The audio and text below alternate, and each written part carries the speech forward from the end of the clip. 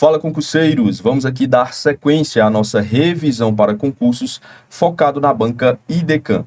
Vamos aqui para a nossa primeira questão de hoje, que nos diz o seguinte: os navegadores web permitem que usuários acessem páginas na internet, realizem buscas e imprimam conteúdos diretamente da interface.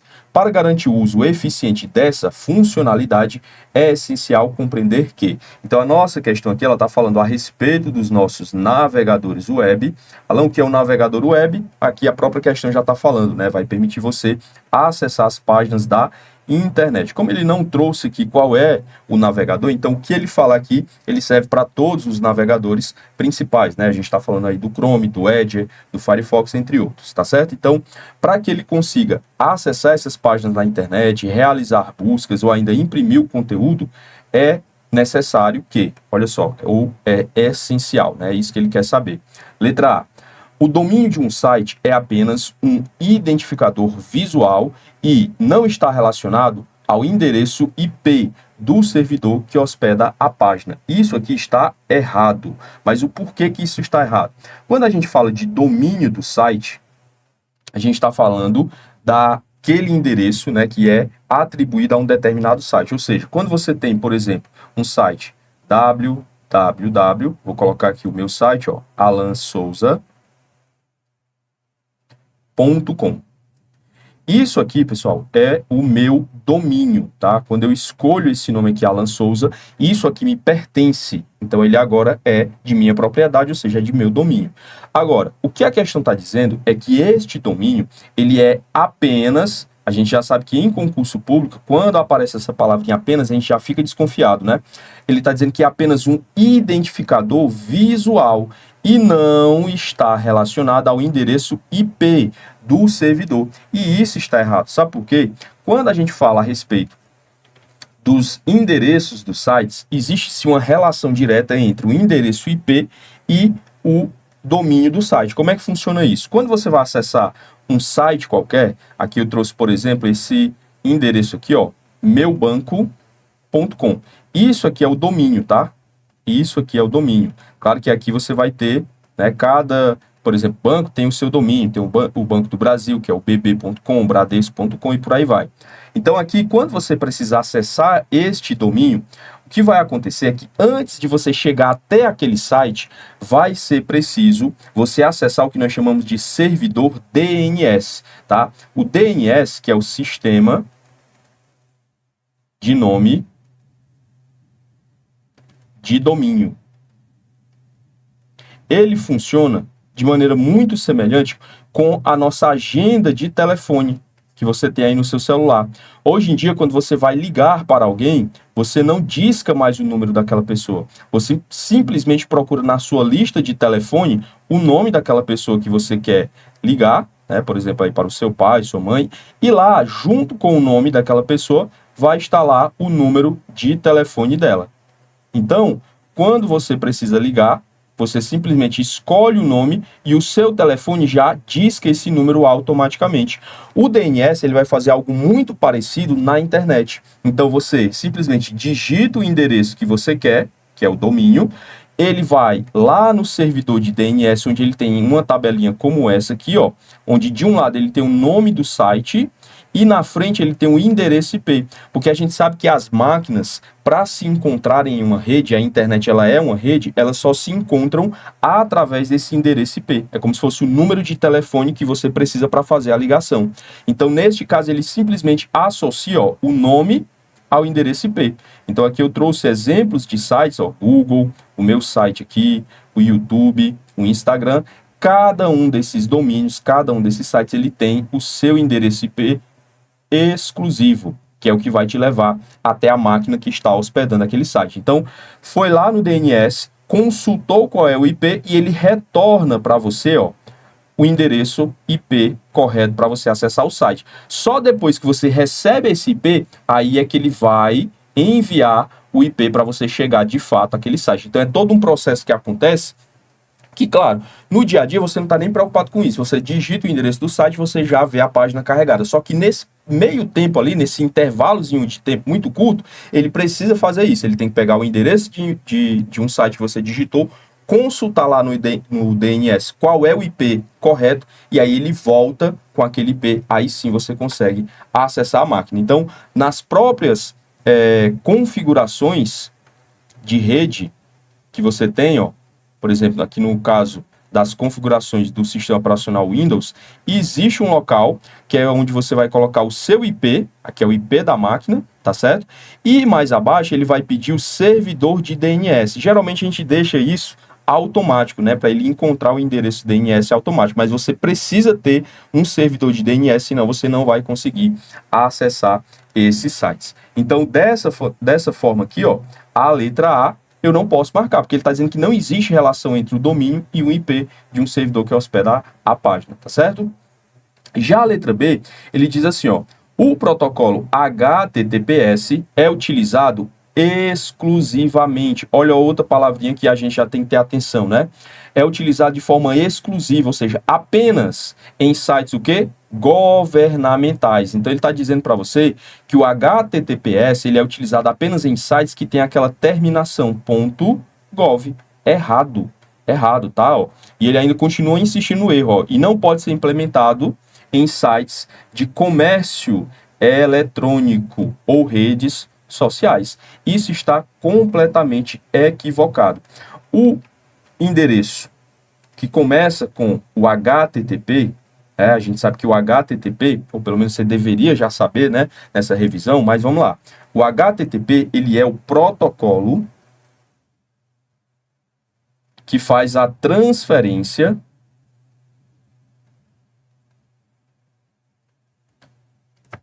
da página que está lá no servidor até a máquina do cliente, até a sua máquina. Então, se você observar na frente dos endereços do site, hoje em dia o próprio navegador ele nem mostra, né? Hoje os navegadores eles só mostram daqui, ó, dessa barrazinha até aqui o final. Mas se você clicar lá no endereço, ele vai mostrar o caminho completo e ele vai começar justamente com o HTTPS. Então, o HTTP, ele é o acesso que você faz ao site, né, através desse protocolo, porém, ele é considerado um acesso não seguro. Por quê? Porque neste caso, ele não faz uso de criptografia. Então, se você acessa um site que você tem que mandar dados de cartão de crédito, que você vai fazer o login, por exemplo, em um e-mail ou em uma rede social, e ele não usa a versão segura do HTTP, as suas informações elas estarão o quê? Visíveis, por exemplo, para alguém que tenta roubar os seus dados ou ainda que está espionando a sua conexão. Isso tudo acontece porque esse tipo de conexão ele é sem criptografia. Então, o seu acesso aqui do usuário com o servidor, que é onde está o site, ele é feito de forma insegura quando você usa o HTTP. Já o HTTPS, a gente está falando de uma conexão segura. Esse S aqui é justamente de segurança. Essa segurança ela vai acontecer como? Através de criptografia, e essa criptografia ela vai ser dada utilizando dois modelos, tá, de criptografia, um chamado de SSL ou TLS. Então, qual é a vantagem agora? Os seus dados estarão protegidos, estarão criptografados. Agora, existe uma relação entre o site C do governo poder usar o HTTPS e os outros sites não? Claro que não, tá? Aqui, ó, o próprio endereço do Google, que é uma empresa comercial, por isso que termina aqui com .com, ele está utilizando o HTTPS. Então, na verdade, a relação é, sempre que você tiver um site que exige um nível de segurança maior, ele tem que utilizar o HTTPS. Então, se é um site de banco, se é um site de um comércio eletrônico, né, como ele até citou aí na questão, você tem que ter essa segurança através da criptografia. Eu diria para você que até um pouco mais, tá? Hoje em dia, todos os sites que são sites relevantes, eles utilizam o HTTPS. O HTTP ele já está fora de moda, justamente por conta dessa brecha de segurança, mas ainda vem questão de prova falando sobre os dois, né? Beleza? Então não tem relação aí com site de governo, coisa nenhuma. Então voltando aqui, a letra B também está errado por conta disso, né? Dessa questão falar da exclusividade para sites do governo, não é bem assim. Letra C. A barra de endereço de um navegador aceita apenas, olha aqui de novo, ó, palavrinha-chave, né? Apenas URLs digitadas manualmente, sem permitir a utilização de mecanismos de busca ou sugestões automáticas. Isso também está errado, tá? Por que está errado? Ó? Vamos aqui. Quando você faz aqui a digitação de um endereço, tá? Aqui, ó, que é o espaço que ele chama de URL, tá, pessoal? A URL é o localizador uniforme de recursos, tá bom? Que já é traduzindo para vocês. Isso é a URL. Ah, Alan, mas o que é então essa URL? Pessoal, a URL é simplesmente esse espaço aqui, ó, que você digita o endereço do site. Só que aqui, hoje, nos navegadores atuais, todos eles permitem isso. Você pode digitar o endereço do site, a URL, ou você já consegue aqui, ó, direto fazer uma pesquisa. Você já pode digitar, não o endereço do site apenas, mas você pode digitar uma palavra para ele buscar, você pode digitar algum termo aí que você deseja, né, associar aí à sua busca. Então, a questão está errada, por quê? Porque ela diz apenas é possível digitar o URL, tá? De novo, essa palavrinha apenas você já fica ligado quando você encontrar questões de informática. E, neste caso, ainda mais, ó, você está olhando aqui que ele está dizendo o seguinte, ó, como eu estou no Chrome, o navegador Chrome é da empresa Google. Então, automaticamente, ela já coloca para você pesquisar aqui, ó. Quando você digitar algum termo, você vai estar utilizando o motor de busca da própria Google. Mas, se a questão te perguntar, é possível mudar o mecanismo de busca da URL do navegador? A resposta é sim. Isso é possível. Como? Você vai lá nas configurações do seu navegador, isso vale para o Edge, isso vale para o Firefox, e aí ele vai te mostrar lá em mecanismos de pesquisa qual é o mecanismo de pesquisa padrão, tá certo? Aqui, nesse caso, eu não estou falando de você entrar na página do Google e fazer uma pesquisa aqui, eu estou falando nessa pesquisa aqui em cima. Então, aqui em cima, quando você digita, automaticamente ele já está usando o motor de busca da Google. Mas se você quiser, você pode utilizar o da Microsoft, que é o Bing, pode utilizar o do Yahoo, pode utilizar o DuckDuckGo, ou ainda esse Yandex. Ou, caso você queira também, você pode retirá-los, você pode excluir eles daqui da lista. Beleza? Então, nossa alternativa C está errada. A letra D, ele fala para a gente assim, ó. A impressão de páginas, então aqui a questão fala sobre impressão, né? Lembrando que o atalho para você imprimir, ele é um atalho universal. Como assim, Alan? Se você utilizar no Word, no Excel, nos navegadores, todos eles vão utilizar o atalho Ctrl mais P, beleza? Só uma observaçãozinha em relação a isso. Então ele diz assim, ó, a impressão de páginas da web pode, olha como agora a gente já tem uma outra palavrinha chave, mas agora no sentido contrário. Quando você encontra a palavra pode, ela abre muito essa brecha de possibilidades, tá? E a informática ela é cheia de possibilidades. Então, apareceu a palavra pode, você já liga o alerta, faz o que eu fiz, ó, circula a palavra, porque muito provavelmente essa questão ela está caminhando para ser correta, né? Ou essa alternativa. Agora, não é porque apareceu pode que você já vai marcar como correto, mas já fica aquela pulguinha atrás da orelha que é provavelmente o item que você tem que marcar, beleza? Então ele diz assim, ó, a impressão de páginas da web pode ser ajustada diretamente no navegador, permitindo, olha aqui de novo, ó, a palavra que dá essa ideia de possibilidade, permissão, né, ó, permitindo a exclusão de elementos desnecessários, como, por exemplo, anúncios e rodapés, dependendo das configurações disponíveis. Ó. Ele ainda fala assim, ó, dependendo. Tá vendo que essa questão aqui, essa alternativa, ela tá cheia de possibilidades. Ele diz, ó, pode ser feito isso, é permitido, mas isso ainda depende das configurações. Então, ele te dá ali elementos que são muito fortes para a gente ir de encontro a essa alternativa, né? E ele está falando justamente sobre isso aqui, ó. Na janela de impressão, você pode, olha só, você pode sim realizar configurações. Que configurações são essas? Você pode retirar elementos que você não quer.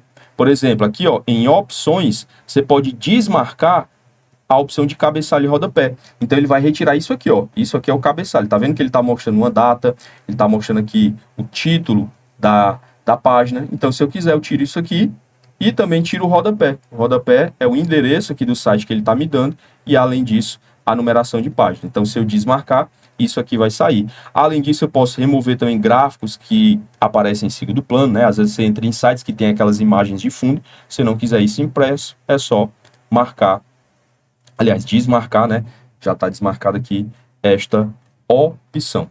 Tranquilo? Então, neste caso, nós temos aí a letra D, não é isso? Letra D, ó, é o nosso gabarito correto. Já a letra E, qual é o problema dela? Ó? Os hiperlinks utilizados em páginas web, olha aqui de novo. Alan, mas está falando da palavra pode. Sim, ele falou de pode, mas ele está trazendo o quê? Ó? Pode ser apenas. Então, na verdade, não está abrindo possibilidade, ele está restringindo, né? Então, ele está dizendo mais ou menos assim, ó. Os hiperlinks utilizados em página web são apenas do tipo absoluto, exigindo especificação completa do endereço do site para redirecionamento. Então, de novo, essa palavrinha já liga o nosso sinal de alerta, né? Ó, restrição, tá? E o que é que ele está falando aí sobre esses links que ele chama de absoluto, tá? Ó, pessoal, links absolutos ou URL absoluta simplesmente é o endereço completo.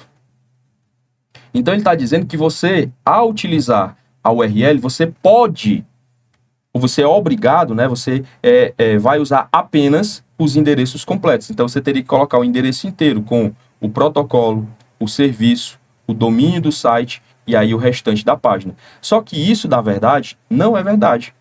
Você vai utilizar o endereço completo? Sim, mas você também pode utilizar URLs que são parciais. É um endereço parcial. É o que nós chamamos justamente de URL relativa, tá certo? Onde você precisa, nestes exemplos, colocar apenas o final daquela página que você quer acessar. Em algumas situações, isso aqui ele é muito útil para você utilizar em páginas para serem encontradas através de mecanismos de buscas, tá? Você coloca aqui um termozinho que o motor de busca do Google vai encontrar ali as suas páginas. Então, o problema é justamente quando ele diz que vai ser usado apenas a URL absoluta. Então, o nosso gabarito aí da questão é a letra D, certo? Letra D é a nossa resposta correta para essa questão, tá bom?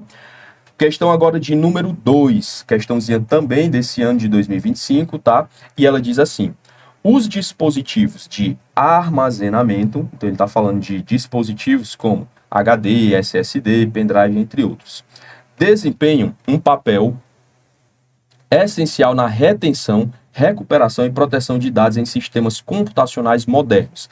Em relação às tecnologias e características desses dispositivos, é correto afirmar que. Então, estou atrás daquilo que é correto. A letra A, ele diz assim, ó, o sistema de arquivos NTFS, pessoal, esse aqui é um sistema de arquivo utilizado no Windows, certo? É um sistema de arquivo padrão do Windows. Alan, o que é um sistema de arquivo? Que eu não lembro. Todo sistema operacional, ele tem uma maneira própria de salvar os seus arquivos, de organizar os seus arquivos, de depois encontrar esses arquivos quando você precisar. Então, essa organização dos dados dentro desses dispositivos de armazenamento, dentro do HD, dentro do SSD, isso é chamado de sistema de arquivos.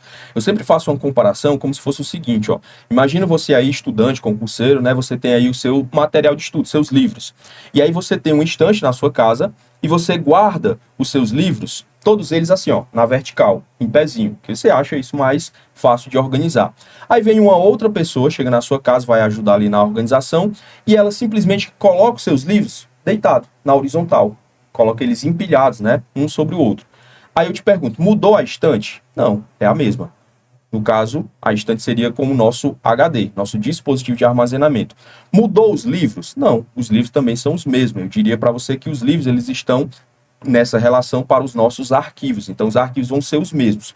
O que mudou foi apenas a organização desses livros na estante. No nosso caso, quando a gente troca de sistema operacional e você coloca os seus arquivos de volta, o que está mudando ali é a organização desses arquivos. O HD vai ser o mesmo, os seus arquivos vão ser os mesmos, ou seja, neste caso o que está mudando é a organização daqueles arquivos que você tem dentro do seu dispositivo. E cada sistema operacional ele tem a sua maneira própria de organizar esses arquivos, beleza? O Linux tem a dele, o Windows tem a dele, sistemas da Apple, né, iOS, macOS, tem os seus sistemas de arquivo, e o que aparece muitas vezes em prova é o quê? O nome. Então, uma das coisas que a gente precisa saber já de cara é o NTFS, ele é a versão moderna, atual do sistema de arquivos da Microsoft, aplicado no Windows, tá? Desde a versão do Windows NT lá nos anos 2000. De 2000 para cá, o Windows utiliza esse tal de NTFS justamente porque ele tem algumas vantagens, tá? Então vamos ver aqui o que ele está dizendo nessa alternativa a respeito do NTFS, ó. Ele diz, o NTFS não oferece suporte a permissões de segurança e criptografia de dados, tornando-o inadequado para ambientes empresariais que existe controle de acesso. Isso está errado, tá? Como eu disse para vocês, o NTFS ele é usado nas versões modernas do Windows. Então, não faz nenhum sentido ele dizer que não dá essa opção de segurança, de criptografia, dizendo que ele é inadequado para ambientes empresariais. Na verdade, é o contrário, tá, pessoal? Antigamente, era utilizado nos sistemas operacionais, ó, o Windows antigo, tá? O Windows antigo era usado um sistema chamado de FAT, tá? Depois veio uma versão chamada de FAT32. Esse sistema, sim, não tinha permissões de segurança, não tinha criptografia de dados. Então, o que foi que a Microsoft fez? Rapaz, esse sistema aqui está inadequado, está desatualizado. Vou criar um mais moderno para atender aí as novas requisições dos usuários, né, em relação à segurança, proteção a dados. Então, quando eu falo do NTFS, que é esse sistema padrão dos sistemas operacionais Windows NT, quando eu falo Windows NT, vai entrar o Windows 2000, vai entrar o XP, vai entrar o Windows 7, Windows 8, 8.1, Windows 10 e finalmente a versão atual, né, nesse momento que eu gravo a aula, que é o Windows 11. Todos eles utilizam esse sistema chamado de NTFS, que vem justamente dessa sigla, ó, New Technology File System, ou sistema, né, novo sistema de tecnologia de arquivos. Então ele suporta, ó, todas essas características aqui, ó. Por isso que ele é um sistema que foi um sucesso. Primeiro, ele suporta arquivos grandes. Então, antigamente, né, você tinha esse problema de arquivos grandes não poderem ser salvos no sistema antigo. Permissões de acesso aos arquivos. Então, você pode determinar quem pode alterar aquele arquivo, quem só pode ler o arquivo, quem não pode fazer nada. Então, você consegue criar essas permissões diferenciadas. Possui a criptografia, coisa que a questão diz que ele não tem, tá? Esse modelo de criptografia que ele chama de EFS, tá certo? Possui um recurso também que algumas bancas já trouxeram em prova, que é esse journaling, tá? Que é o que? Recuperação de falhas. Então, às vezes, o sistema ele passa por algumas falhas e ele já tem um recurso de recuperar-se dessas falhas aí, chamado de journaling, tá? Possui mecanismo de compactação, aceita discos rígidos, e aqui também vai entrar os SSDs com grande capacidade, e tem esse recurso de autoconfiguração e de auto-reparo, beleza? Por isso, nossa alternativa aqui A não pode ser o nosso gabarito. Já a letra B, lembra, a nossa questão fala sobre dispositivos de armazenamento, né? A letra A falou sobre o sistema que é usado nesses dispositivos de armazenamento, sistema de arquivo.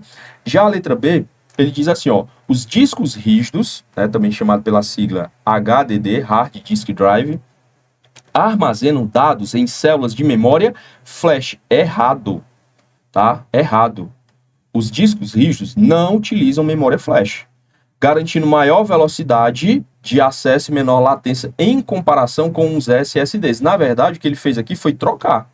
Se fosse o inverso, se ele dissesse assim, ó, os SSDs armazenam dados em células de memória flash, ok, garantindo maior velocidade de acesso e menor latência em comparação aos HDs, aí estaria correto. Então perceba que ele só trocou a posição aqui dos termos, tá?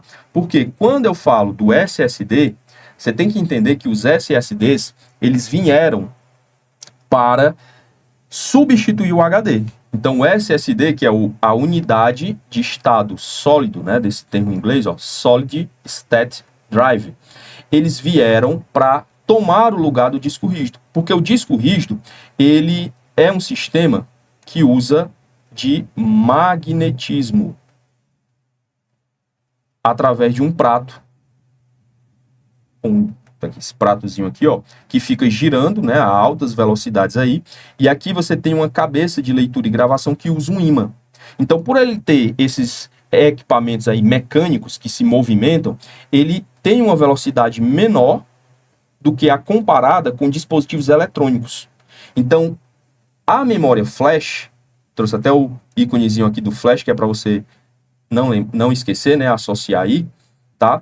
A memória flash, ela é utilizada em vários dispositivos do seu computador, entre eles o SSD, tá certo? Aqui eu tenho dois modelos, ó. A gente tem um SSD que é chamado de SATA, que ele é encaixado no seu computador com o mesmo conector dos HDs, tá? Ó, tem dois cabozinhos aqui que você liga lá dentro do seu computador. E existe uma versãozinha mais moderna dele chamada de NVMe, tá? Ó, N de navio, né? VMe. Esse dispositivo ele é no formato de uma plaquinha, ó. Uma plaquinha como essa que tem esse encaixezinho que você vai fazer. Ele é ainda mais rápido que esse outro modelo aqui, tá?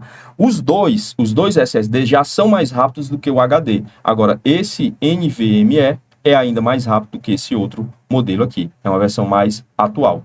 Só que a memória flash, ela também é utilizada em outros dispositivos. Por exemplo, cartão de memória, ele usa memória flash. Pendrive é outro exemplo.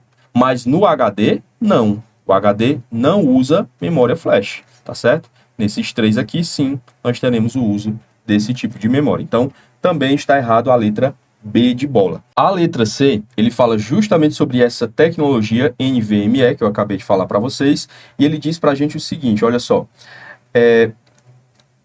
a tecnologia NVMe, que vem dessa siglazinha aqui, ó, é utilizada exclusivamente, já tem aquela palavrinha que gera o alerta, né? Em dispositivos de armazenamento externo. Aí ele dá exemplo aqui, pendrives e cartão de memória. Na verdade, a gente tem dois erros aqui, tá? Primeiro, a palavra exclusivamente está dizendo o quê? Que ele só é utilizado em dispositivos de armazenamento externos. Então, isso aqui já é o suficiente para você marcar errado, porque a gente acabou de falar que essa tecnologia ela é utilizada em SSDs. E o SSD, ele é criado originalmente para ficar dentro do seu computador, ou seja, é um armazenamento interno. Claro, ele pode ser usado de forma externa? Pode, mas não é, digamos assim, o uso inicial dele. Então, só por isso já está errado. Só que ele ainda traz exemplos como pendrive e cartão de memória. Não. Essa tecnologia ela é usada, né, pelos SSDs.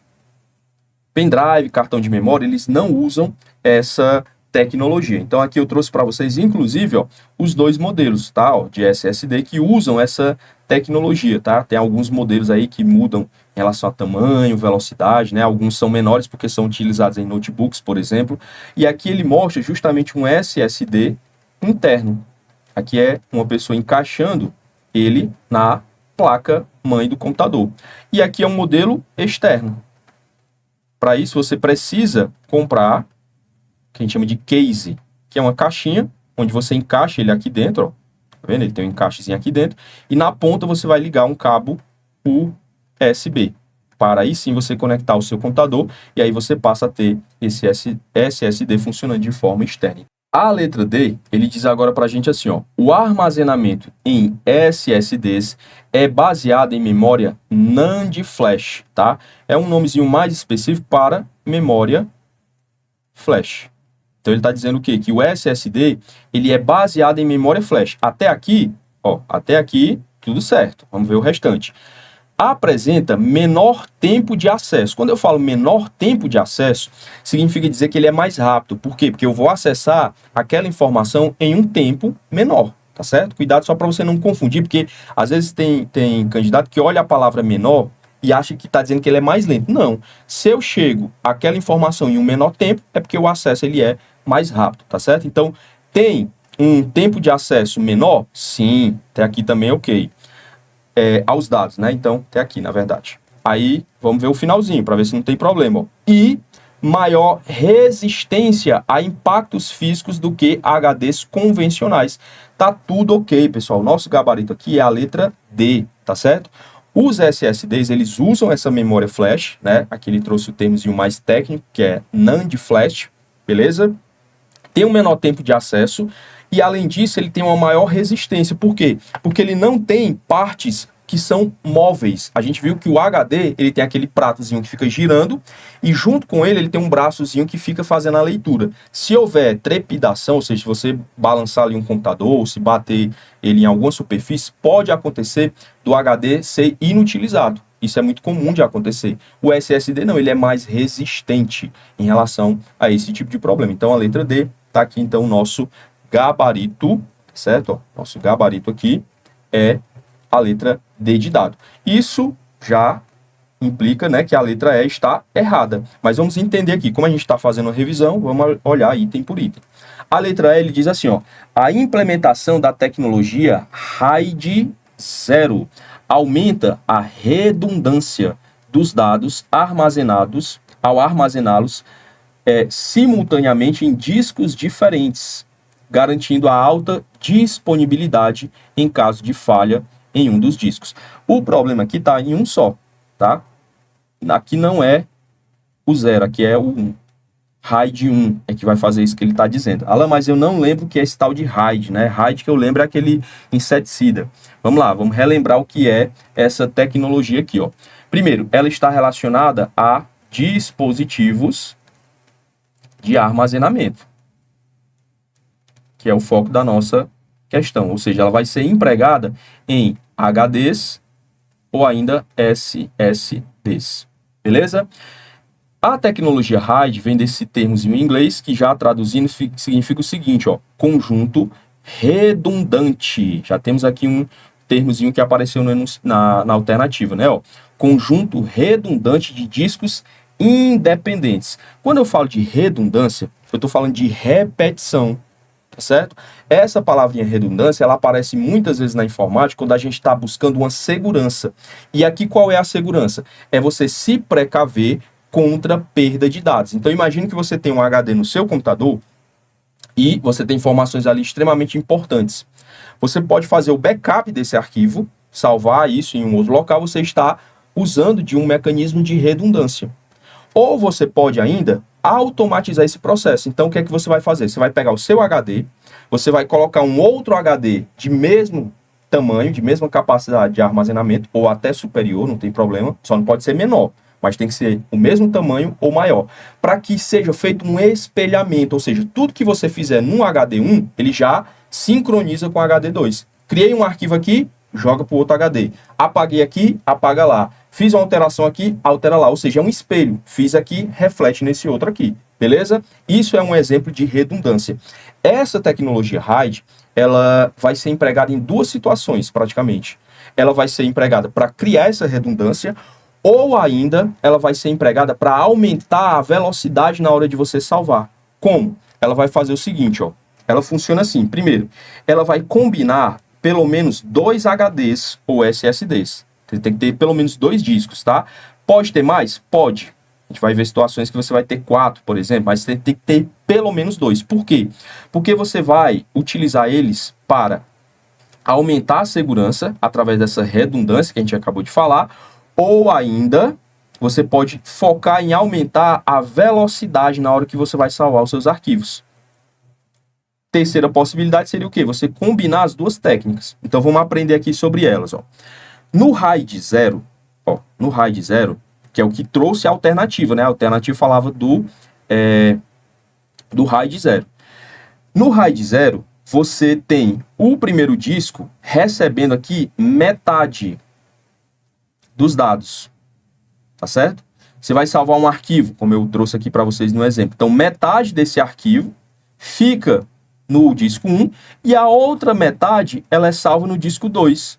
Isso aumenta a velocidade, porque se eu tenho um arquivo de 100 megabytes e ele demora 10 segundos, só como exemplo aqui, né, para salvar, se eu salvo metade aqui, então ele salva 50 mega aqui e ao mesmo tempo ele salva 50 megabytes aqui. Então ele vai levar só 5 segundos para salvar esses 50 mega ao mesmo tempo em cada disco. Então cai aí, aqui claro que é uma situação hipotética, né? Mas cairia aí pela metade do tempo, tá certo? Então o foco do RAID 0 é em velocidade, tá certo? Velocidade é o objetivo do RAID 0. Já o RAID 1 é aquela situação que a gente falou sobre o espelhamento. O foco aqui é a redundância, ou seja, a segurança. O que é que vai acontecer? No disco 1, ele salva o documento inteiro, no nosso exemplo aqui, os 100 megabytes, tá certo? Levam lá os 10 segundos. E ele faz uma cópia exata do arquivo para o disco 2. Então, os mesmos 100 megabytes é salvo lá, levando lá os 10 segundos, porque ele está fazendo isso ao mesmo tempo, né? Só que ele está gerando uma cópia exata do arquivo. Então, perceba que aqui você não tem um ganho de velocidade, mas você tem um ganho de segurança, porque agora você tem um disco que é um espelho do primeiro. Se esse aqui parar de funcionar por algum motivo, automaticamente esse segundo disco entra em ação. Isso é utilizado, pessoal, principalmente em servidores. Servidores não podem parar. Imagina aí um serviço do WhatsApp que funciona 24 horas por dia, 7 dias por semana, 365 dias do ano. Então, se um disco para de funcionar, o outro disco que tem a cópia exata já tem que assumir o lugar dele automaticamente, tá certo?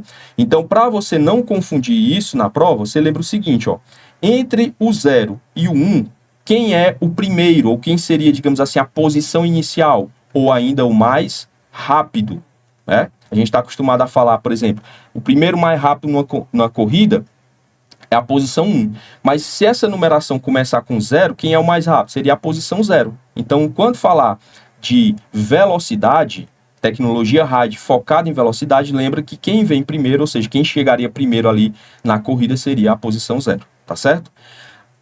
Podemos ainda combinar os dois, né? Lembra, ó, que ele pode utilizar a combinação dos dois. Aí, para esse exemplo, você teria que ter no mínimo 4 discos. Por quê? Porque agora ele vai pegar o seu arquivo, ele vai dividir ele em 2 partes, como a gente já havia falado, né? Ele salva, ó, a parte 1 no disco 1 e a parte 2 ele vai salvar no disco 3, tá certo?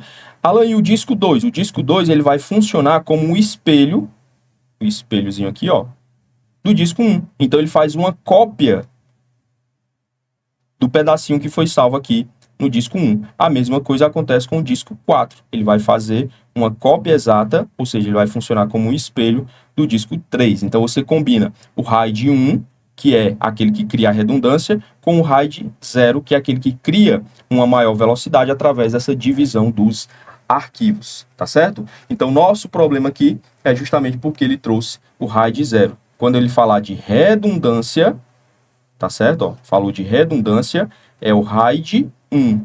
O 0, lembra? O 0 é o que vem primeiro, antes do 1. Então, por isso que ele é com foco na velocidade através daquela divisão dos arquivos. Vamos aqui agora para a nossa questão de número 3. Agora a gente vai falar a respeito do sistema operacional Windows 11. No Windows 11, a manipulação de arquivos e pastas ela foi aprimorada para proporcionar maior eficiência e flexibilidade ao usuário. Considerando as funcionalidades e recursos do sistema, é correto afirmar que... Então, em relação ao Windows 11, o que é que está certo aqui? Letra A funcionalidade do OneDrive, pessoal, o OneDrive, relembrando aqui, é o serviço de armazenamento em nuvem. Em nuvem da Microsoft. Beleza? Cuidado, não é o Google Drive. O Google Drive é da Google. Quando eu falar de um sistema de armazenamento em nuvem no Windows, integrado ao Windows, é o OneDrive. Então, ele está dizendo que a funcionalidade OneDrive Backup no Windows 11 impede que qualquer arquivo armazenado na nuvem seja acessado offline, exigindo conexão constante com a internet. Isso está errado. Quando você usa esse recurso, o que vai acontecer? Ele vai fazer uma sincronização. Então, você tem um arquivo salvo no seu computador e o arquivo ele é feito uma cópia para a nuvem. Ou o contrário, você cria um arquivo na nuvem e ele faz uma cópia na mesma pasta no seu computador, porque existe uma sincronia. Então, o que acontece aqui, reflete aqui e vice-versa. Se você tiver sem internet e você alterar esse arquivo localmente, ele vai deixar? Vai. Agora, na hora que voltar à internet, o que é que vai acontecer? Essa mudança que você fez vai ser atualizada lá na nuvem, tá certo? Então, dá sim para você acessar um arquivo offline e quando você voltar a ter acesso à internet, ele faz a atualização lá na nuvem. Então, letra A é errado. B. Windows 11 permite que um arquivo seja renomeado enquanto ele estiver em uso por outro programa. Opa, aqui não.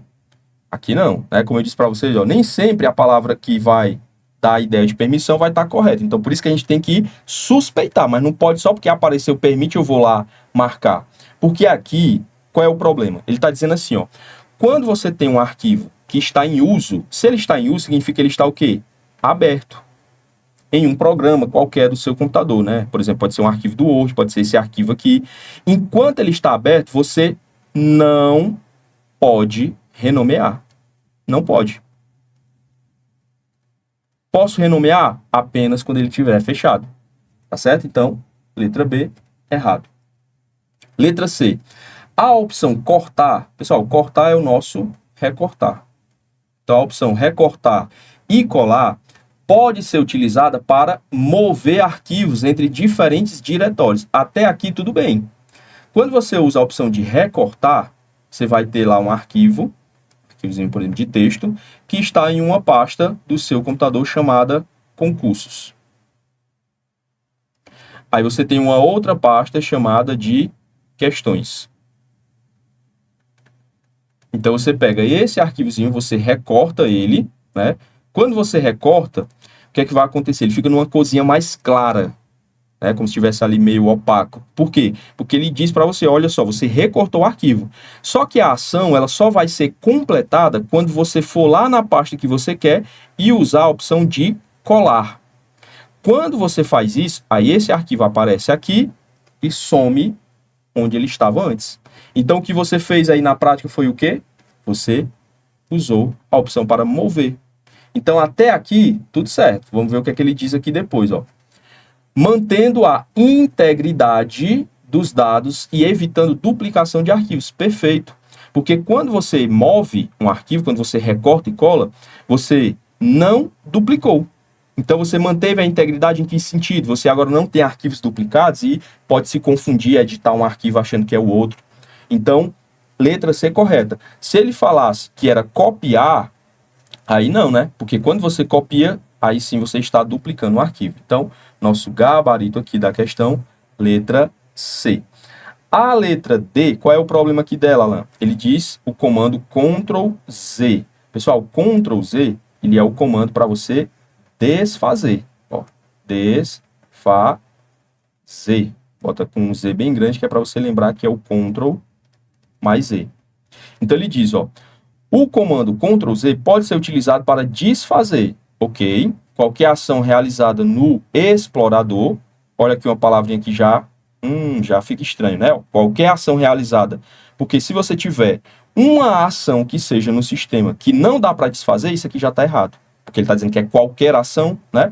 O comando Ctrl Z pode ser utilizado para desfazer qualquer ação realizada no explorador de arquivos, incluindo a recuperação de um arquivo permanentemente excluído da lixeira. Aí não.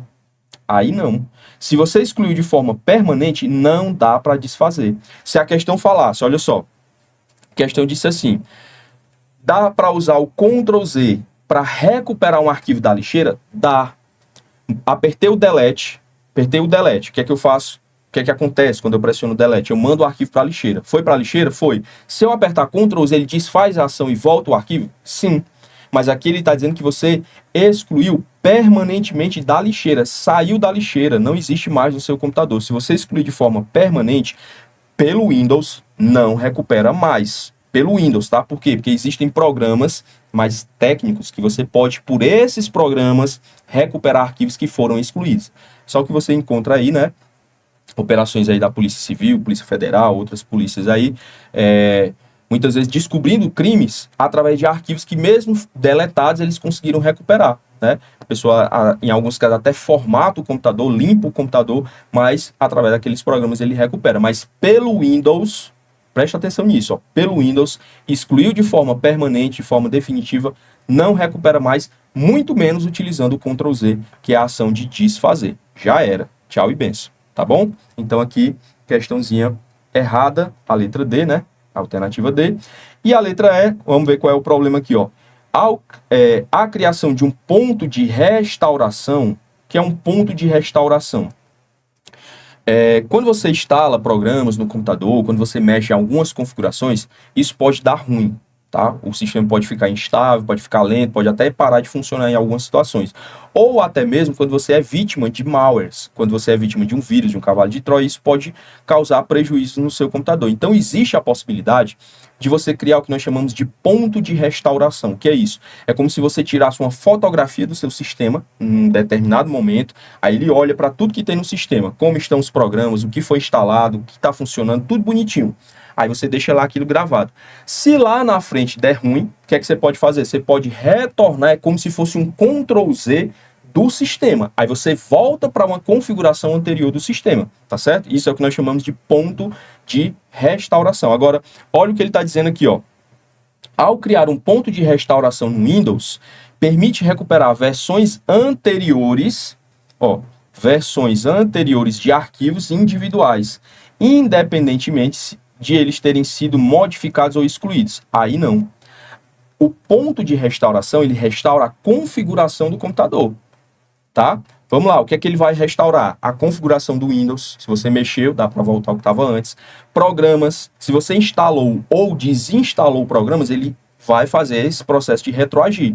Eu tinha um programa do Word, desinstalei e fiz a restauração para aquele ponto anterior, o Word volta. Ou o contrário, instalei um programa e esse programa deu problema no sistema. Se eu tinha um ponto de restauração antes, eu volto e aquele programa sai. Agora, em arquivos não se mexe. O ponto de restauração não mexe nos arquivos do usuário. Se criou, se modificou, se excluiu, nada disso vai ser alterado com o ponto de restauração. Daí o problema da letra E. Tá certo? Vamos aí para a questão agora de número 4. Questão 4, ele traz para a gente agora, ó, o assunto de Excel, né? Ele fala aqui do Excel 2021 e ele diz assim, ó, no Excel 2021, diversas funções avançadas permitem automatizar e manipular grandes volumes de dados de maneira eficiente. Para otimizar o uso de referências dinâmicas e evitar erros em fórmulas, é essencial considerar que, letra A, a função índice pode ser utilizada para retornar, ó, o que é que ela retorna? O valor contido em uma célula específica de um intervalo de dados, permitindo ainda a combinação com a função corresp para a localização dinâmica de valores. Essa questão aqui, ela está certa. Já achamos aí o nosso gabarito na letra A. Por quê? A função índice, o nome dela já está indicando, ó, você vai ter que informar para o Excel um índice. E o que é esse índice, Alan? É você indicar a posição de uma informação através de um número de colunas e um número de linhas. Então, por exemplo, se eu tenho assim, ó, tenho essa planilhazinha do Excel, tá? E aqui eu tenho o número 5, número 4, 2, 10, 8, 16, 20, 12 e 25, que é alguns valores, né? Se eu usar a função assim, ó, igual, índice, quando você usa essa função, você vai ter que informar, primeiro, o que ele chama de matriz. Alan, o que é essa matriz? É o conjunto de células que ele vai procurar o que você deseja, tá certo? Então, se eu colocar assim, ó, de A1, dois pontos, a C3, eu estou dizendo que ele vai percorrer, ó, todo esse conjunto de valores aqui, atrás de alguma coisa. E que coisa é essa? Aí agora eu tenho que dizer para ele em que linha está. Então eu vou digitar aqui o número 2, que é para dizer que a informação que está aqui dentro, eu quero aquela que está na linha 2. E a terceira informação é o número da coluna. Então, eu quero a coluna de número 3. Então, o que foi que eu fiz? Eu disse para ele que a minha informação está no índice de coluna 2 e linha 3. Tá certo? Aliás, de linha 2 e coluna 3. Então, dessa forma, ele faz esse cruzamento. Ele sabe que é aqui dentro, ó, que ele tem que pesquisar, nesse conjunto de células aqui, tá certo? E ele já sabe que a linha é a 2, então se a linha 2 é nessa linha aqui, e a coluna é a 3. Então, ele faz esse cruzamento e ele encontra o valor, que é o número 12. Então, a resposta dessa função vai ser o número 12. Por quê? Porque eu dei todos os elementos, eu disse onde estava e eu dei os dois índices, o índice da linha e o índice da coluna. Tá certo? Então, sim, ele retorna para a gente o valor contido em uma célula específica, que é essa que eu determinei, né? Através da linha e da coluna. E ela é muito utilizada, não só, ó, aqui a questão está dizendo que ele permite a combinação com a função corresp. Não só permite, como isso é muito utilizado. Por quê? Porque a função corresp, você vai utilizar ela de uma maneira um pouquinho diferente. Corresp, você vai informar para o Excel um valor que ele vai buscar, e através desse valor ele vai te dizer qual é o número da linha ou qual é o número da coluna. Então eu posso combinar para, ao invés de digitar o número da linha ou o número da coluna, encontrar isso através da função corresp. Beleza? Então sim, a letra A ela está correta. Você tem aí a função índice que retorna o valor através dos índices que você digitar, ou você pode descobrir esse índice utilizando essa funçãozinha chamada de corresp. Através disso, você encontra essa localização que ele chama de dinâmica, tá? A letra B, qual é o problema dela? Ele diz que a função índice retorna exclusivamente a posição numérica de um valor dentro de um intervalo de dados, sem permitir a extrapolação do próprio valor contido na célula. Então, isso aqui está errado. Na verdade, ele retorna para a gente, não é a posição. Tá? Ó, ele não retorna a posição, ele retorna o valor. Ó, retorna o valor. Então, a posição aqui seria o quê? Linha 2 ou coluna 3? Não, ele retornou foi um número. A posição é você que informa. Então, letra B é errada.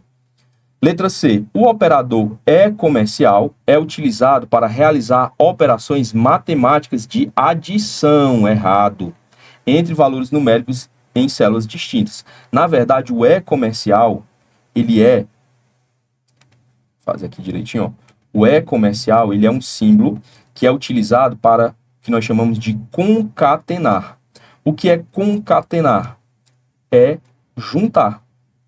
Você vai juntar o conteúdo de células. Então, por exemplo, se eu tiver assim, ó, igual, vamos pegar essa mesma planilha aqui de baixo, ó. Se eu colocar assim, ó, A1 mais B1, aí sim eu vou fazer a adição. A adição é o sinal de mais. Então, A1 vale 5 e B1 vale 15, né? Assim? Então, o nosso resultado aqui é 15. Agora, se eu utilizar igual A1, o comercial e B1, eu vou juntar os valores das células em uma outra célula. Então, ele vai pegar o A1, que vale 5, e vai juntar com o B1, que vale 10. A resposta disso aqui é 510, porque eu não vou somar. Eu vou só juntar esses valores, colar um no outro. Tá certo? Então, errado. Não vai fazer operações de adição. A letra D, temos aqui errado, né? A função desloque, ele está dizendo que ela é utilizada para retornar a soma de um intervalo dinâmico de células sem precisar especificar a altura e a largura da área de referência. Na verdade, a função desloque, essa palavrinha vem justamente da palavra deslocamento. Então, você vai ter aí, na verdade, um retorno, né, de uma referência de um endereço que foi deslocado e não a soma de um intervalo de endereço de células, tá certo? E a letra E, Aqui está errado também, vamos só saber aqui o motivo, onde ele diz que o uso de referências absolutas, quando a gente fala de referências absolutas, é aquele endereço de célula que você tem assim, ó. Então, por exemplo, a célula A1, você tem aqui entre a letra A e o número 1, você tem um símbolo de um cifrão. Isso daqui vai travar o endereço daquela célula, tá certo? Quando você copiar uma fórmula para outro endereço, ele vai sempre manter nessa célula A1 porque você travou. É como se esse cifrão aqui fosse uma gradezinha de uma prisão, beleza? Então ele tá falando justamente sobre esse tipo de endereço. Ele diz assim, ó, o uso de referências absolutas indicadas pelo símbolo do cifrão impede qualquer modificação negativa. Tá? Você pode sim modificar o conteúdo de uma célula que foi referenciada através de um endereço absoluto. Você pode alterar o seu conteúdo sem nenhum problema. A diferença é que quando você copiar uma fórmula que aponta para um endereço desse tipo, ele vai manter sempre travado naquele endereço, mas o seu conteúdo pode ser modificado sem nenhum problema. Beleza? Então, fechamos aí a questão 4. Nosso gabarito é, de fato, a letra A. A questão de número 5, agora nós vamos tratar a respeito da segurança da informação. Ele diz assim: a segurança da informação é um campo crucial que visa proteger dados e informações contra acessos não autorizados. 2 princípios fundamentais nesse contexto são a confidencialidade e a assinatura digital, que asseguram que apenas as partes autorizadas possam acessar e validar as informações. Assinale a alternativa a seguir, que melhor descreve a função. Então, ele quer aqui a função da assinatura digital em um sistema de segurança da informação. Aqui a banca ela confundiu um pouco, né? Porque quando a gente fala sobre princípios fundamentais ou princípios da segurança da informação, a gente vai ter a nossa palavrinha chamada SIDA, né? Porque aqui a gente tem a confidencialidade, a integridade, deixa eu colocar aqui no completo, né? A confidencialidade, a disponibilidade e a autenticidade. Em alguns casos, a autenticidade ela é considerada como um subprincípios, né? Tem banca que vai considerar apenas os 3 primeiros, que é o CID, tá? CID ou SIDA estão aí os princípios fundamentais. A assinatura digital, na verdade, é uma técnica de segurança que vai ser utilizada, neste caso, aí para assinar documentos, e dentro da assinatura digital aqui estão alguns princípios fundamentais. Então, no enunciado ficou um pouco confuso, mas no final ele pede aqui um comando que é mais objetivo, né? Ele pede o quê? A função da assinatura digital. Então, vamos aqui a ela. A letra A, ele fala o seguinte: a assinatura digital garante a integridade e a autenticidade dos dados, assegurando a origem e a veracidade. Já está aqui, ó, de cara o nosso gabarito, tá? Vamos entender melhor como é que funciona a assinatura digital, né, no processo de segurança da informação. Então, aqui eu trouxe para vocês uma situação onde eu tenho aqui a Maria, que vai enviar um documento para o João. Só que ela vai enviar esse documento assinado, tá? Assinado digitalmente. Primeira coisa que você tem que entender quando a gente fala de assinatura digital é que a assinatura digital ela é diferente de uma assinatura digitalizada, tá certo? Uma assinatura que você digitalizou, ela não tem um valor nem jurídico, nem um valor para uma operação financeira, tá certo? Então, por exemplo, se eu escrevo aqui o meu nome, faço aqui uma assinatura, isso aqui não tem nenhuma validade. A assinatura digital ela é um processo feito por um programa de computador. Este programa ele vai criar para a gente um mecanismo que vai garantir que a informação ela veio da pessoa verdadeira e que ela não foi adulterada. Então, como é que funciona isso? A Maria, ela vai pegar o seu documento, que a gente vai chamar simplesmente de mensagem, tá? Isso aqui pode ser um PDF, um documento do Word. Junto com essa mensagem, ela vai utilizar um programa e este programa vai rodar o que nós chamamos de algoritmo de hash. Ou seja, ele vai criar para a gente um código que a gente chama de resumo da mensagem. Então, o resumo da mensagem é um códigozinho que ele gera a partir daquele documento, tá? Cada documento ele vai gerar um hash, ou seja, um resumo que é único. É uma chavezinha específica para aquele documento. Feito isso, o que é que ele vai fazer agora? Ela vai proteger essas informações através de criptografia. para poder fazer o envio pela rede, pela internet, de uma maneira segura. Então, de maneira que ela vai mandar a mensagem, que é o documento, ela vai mandar o resumo cifrado, tá? O resumo cifrado é o que? É o código que foi gerado, que vai ser utilizado para validar o documento. Então, vai os dois, ó, ser enviados. Lembrando que a mensagem vai aqui e o resumo ele vai protegido através de criptografia. Quando chegar lá no João, o que é que vai acontecer? O João, ele vai pegar a mensagem, pegar o documento e ele vai gerar um novo resumo. Ele usa o mesmo programa, o mesmo processo, que é o algoritmo de hash, para criar um segundo código, tá certo? Um segundo resumo. E depois que ele faz isso, o que é que ele tem que fazer? Ele tem que comparar. Ele vai comparar o resumo que foi gerado pela Maria, que ela também mandou junto, né? Com o resumo que ele criou, o João. Se forem iguais, significa o quê? Que o documento é íntegro, ou seja, não foi adulterado, e também ele é autêntico. Significa dizer que ele veio, de fato, da Maria. Então, a assinatura digital, ela garante para a gente a integridade, tá certo? Ó, a assinatura, deixa eu colocar aqui para vocês essa dicasinha aqui, ó.